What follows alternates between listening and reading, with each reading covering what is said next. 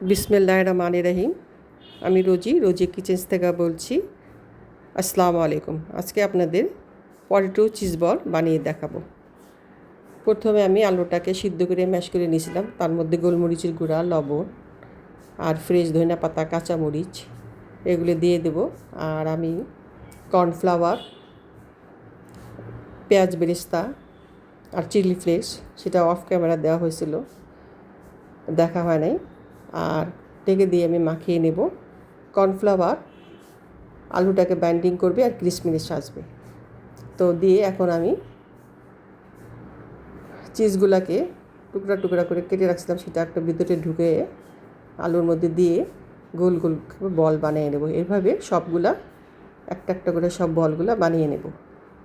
বানিয়ে নিয়ে তারপরে আমি একটা চুলায় ফ্রাই প্যান বসাবো। ফ্রাই প্যানে তেল দিয়ে নেব, পর্যাপ্ত পরিমাণ যে তেল দিয়ে নেব যেন ডুবে যায়।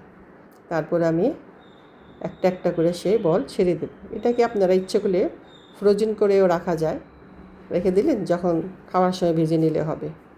তো আমি দিলাম, দিয়ে এটাকে এপিট ওপিট করে ব্রাউন করে ভেজে নেব। এইটা খুবই টেস্টির, খুবই মজা।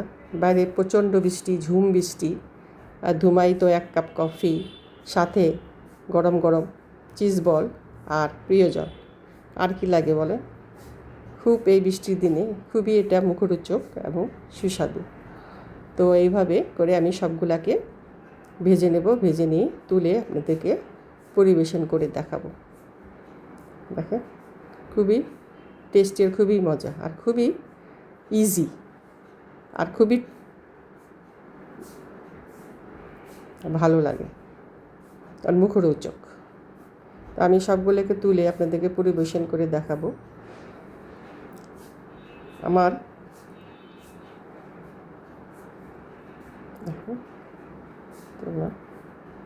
এখন আমি একটা পাত্রে বের করব। দেখেন কতটা ক্রিস্পি হয়েছে। এই দেখেন এরকম প্রচণ্ড